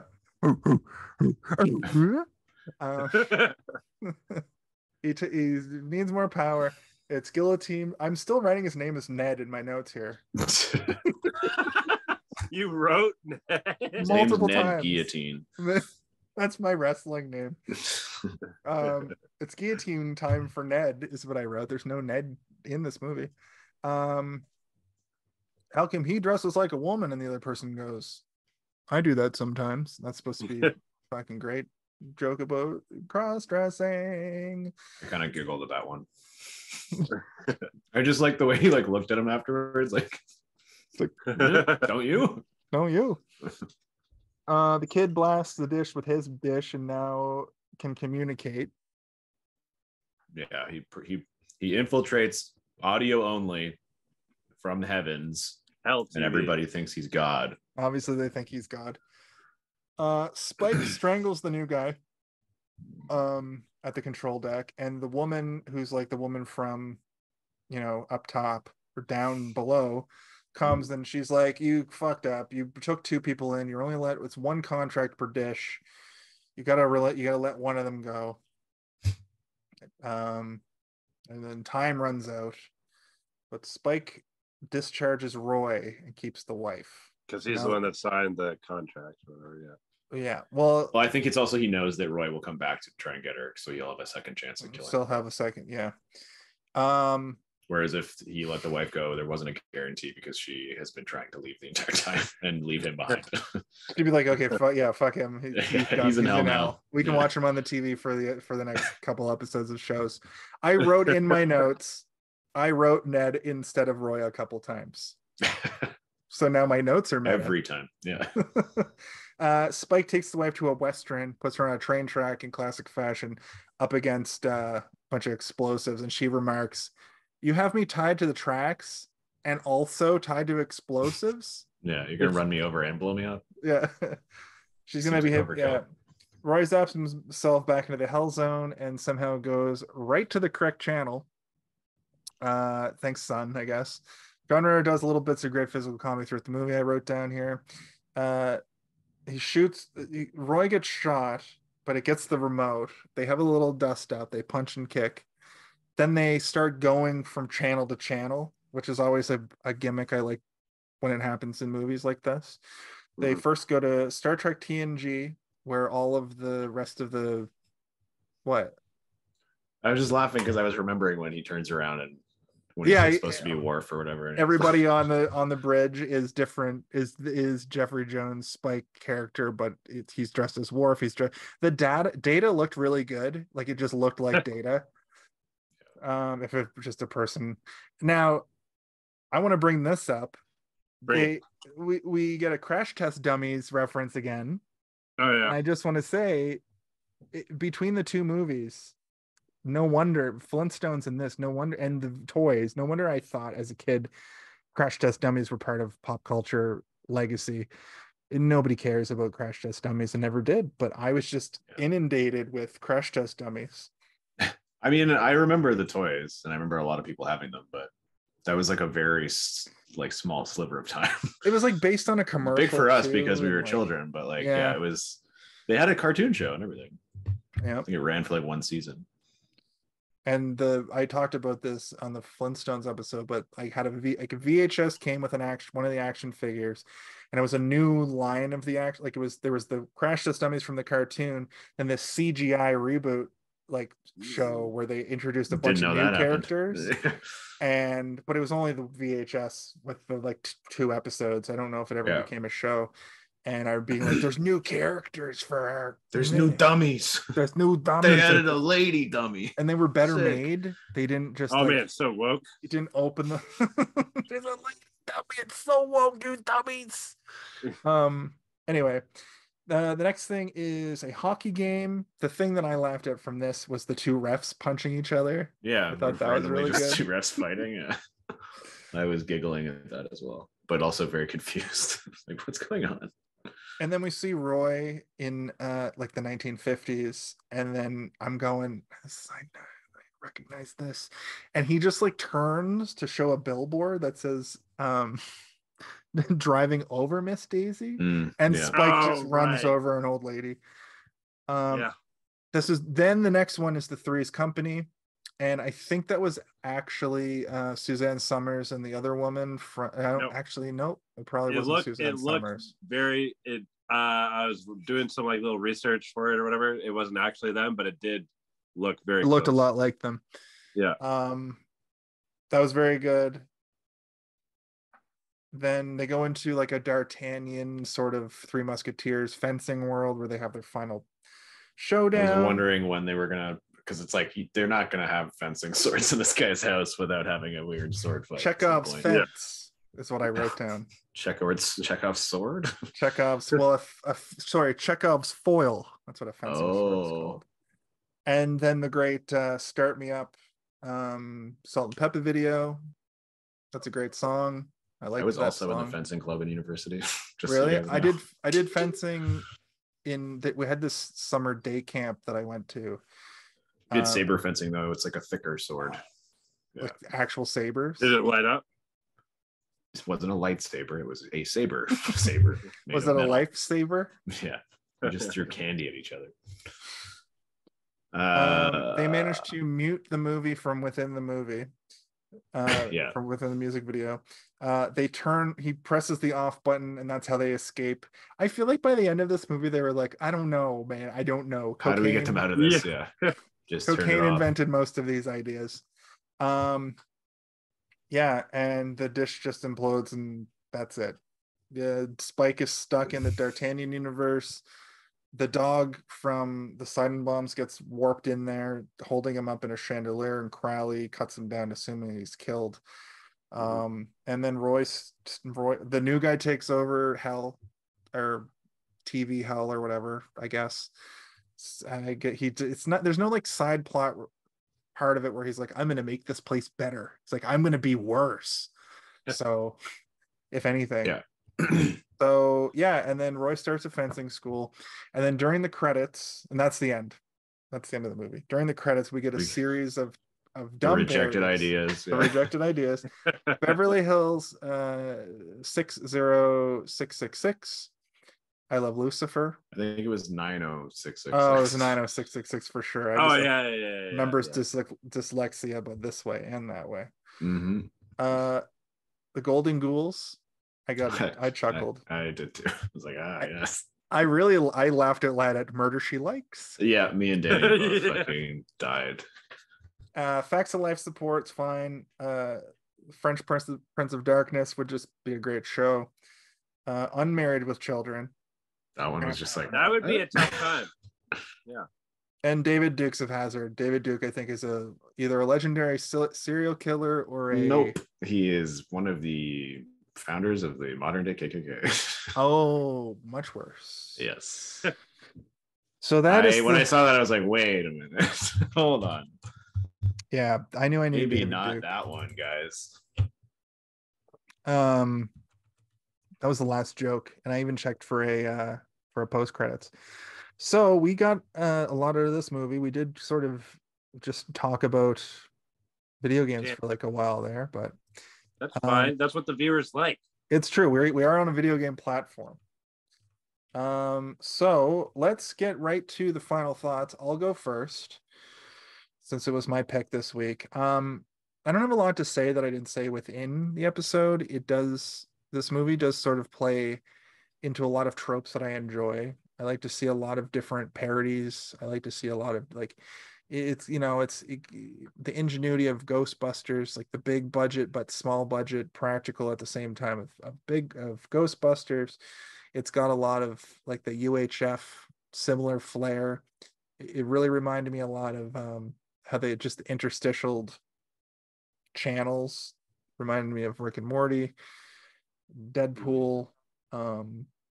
The other thing that I said that I can't, it's escaping me. I can only say four things. The fifth thing will send me straight to hell. The movie looked fine. The CGI was weirdly like fine. Like it was dated but decent for the era. Yeah. I still can't. I've seen this movie over the last 30 years 100 times, and I still can't. I don't know who it's for. I think it's specifically designed for a 10-year-old to accidentally see on an upper cable movie channel. Accidentally. It's like a family movie. Like you need it's a PG movie, but you actually need parental guidance to explain things. Because I feel like a 12-year-old would look at the parent and be like, what does that mean? Parent's like, I don't know either. So I'm going to give it a 3 out of 5, and heavily steeped in nostalgia. 3 out of 5. It didn't get anywhere near that on Metacritic or Rotten Tomatoes. It sits around like 40%, but I think a 3 out of 5 is fair for just how much of stuff in this movie works. It's dumb. But if you're in the mood for a dumb comedy, there's a lot here. So yeah. Steve. Right. This movie was watchable for me, but it's definitely not it didn't blow me away in terms of like, I can't wait to see how this goes. I was, once it kind of gets some steam, once they get sucked into the television, it becomes a little more fun. The Home Alone of it all. The beginning was like, the opening was, I would have liked it to have been more Ghostbusters-y. Like it didn't really get me hyped sort of thing. I did like that there was an air mystery, but then that mystery is removed immediately, like within maybe 5 minutes. So there's not really like a series of reveals. It just kind of jumps right in. It's fun when you can make it a movie that's almost sort of like an anthology, or it's like I said before, it's just like an eclectic selection of stuff that you get to throw characters into, and like that can always be fun. But it can also be a little bit boring after a time, where you're like, okay, they've done, like, I like this one, this one, and this one, but the rest of them I could have done without. When they get out the first time, I would have been fine if the movie ended there. Like, I don't think I needed that whole end battle between the two of them. It just kind of felt like it went on a little bit too long. But that said, I enjoyed the majority of it, but there was, it's difficult for me sometimes when I'm watching a movie that just feels like a series of events happening, and there isn't like a real journey. We're not going through a journey. They're fighting the whole time. There's no moment of like realization between the two of them really in the movie. other than him rescuing her, I guess. But you know, they don't really learn to work together. The only thing they really do is push the house together, and then every other time it's like they're fending for themselves pretty much. And the child actors were not great. I mean, the boy was okay, but he was, you know, spouting a lot of nonsense. I don't have a nostalgic connection to this movie at all. Today is the first time I have ever even heard of it, really. Like I went out of my way to not look at trailers and stuff because I'm like, I want to just go in with no information on what this is.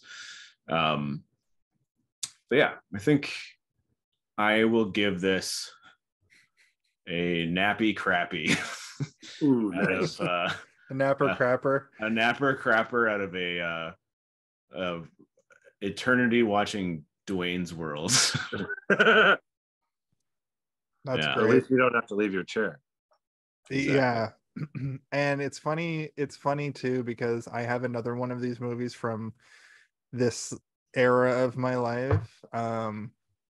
That the next time that we do one of these movies, I have there's a movie that came out in the early 90s called High Strung, and it's like the first movie after Jim Carrey. It's Jim Carrey's, not his first movie, but it's his first movie when he started to get famous. And it's got the guy from who made, do you remember the videos that were like a face on a thumb? They're all straight to VHS. And it's got that guy. He was also in the Kung Fu Way of the Fist movie. Pow. Yeah, that dude. And fucking the Fonz? No. Not the Fonz. He looks like him, but it's not him. No, Kung Pao Way of the Fist was this dumb movie that the guy gets inserted into like an old kung fu movie. They just like superimpose him into like an old movie. But this movie High Strung is basically just this dude inner monologuing in his apartment and just like complaining. But Jim Carrey is in it, and anyway, I'm gonna hit you guys with that one in one of these instances again. It's good. It's a good movie. I can't wait. I don't think I've heard of that one. It's a good movie, and it's funny, and it's weird, and it's Jim Carrey's like first, like, I'm a blockbuster star now. I was in The Mask. Check out this thing. Earth Girls Are Easier. Yeah, Earth Girls Are Easier is his first movie, but that's like before In Living Color. Anyway, I digress. Kaylin, bring us home. Well, tell us about it. So this was also my first time seeing it, and also so didn't have the nostalgic value, like attachment to it. I did enjoy it though. I did like, you know, the parodies, the spoofs, the meta, it tying in with it kind of like tied in a lot with this show, like how they go through like different shows and stuff like that. There were some jokes here and there. It was definitely worth a watch, and I give it 666 channels, but they're all the same show. Oh my god, I can't tell if that's a good review or a bad review. I guess that's the ambiguity of it all. Yeah, I don't know if a napper crapper is a good review either. Is it? I don't know. I guess it's better than a regular toilet. It's over 9,000. That's true. It was the Napper Crapper 9,000. Or was it the Napper Crapper 900? I guess we'll never find out, because I will probably never watch this movie again. Ever? Well, maybe in this 10 years. Another 20 years. Yeah. That said, thank you guys for indulging me. This is definitely a birthday movie month, or birthday month movie, but the nature of these these couple weeks this month, this weird August do whatever we want month, is just odds and sods. But it is. Leave what it is. No, I mean, like my review is not indicative of how I feel about the movie. I enjoyed it, and I'm glad I watched it. But yeah, it's not something I probably would have gone out of my way to seek. Yeah. So we are off next week as I'm away, but the week after that we are back with Steve's pick or Kaylin's pick. You guys each have picks. I can't remember what I picked. But you know, I've been trying to think of what I want to pick, and I think I know what I'm going to decide on. sweet. But Steve, I'm pretty sure you're the next one up.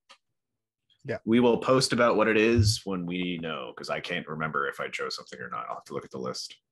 Well, as always, I have to ask for Kaylin and Steven, I'm Jason. For Kaylin, for Jason, my name is Steven. And for Jason and Steven, I'm Kellen. And as always, I have to ask a burning question that's in all of our hearts and all of our souls. Hey, did you see this one? Yeah, it's burning in my bladder. Hey, did you see this one? I gotta pee. So do I. Hey, Hey, did you see this one?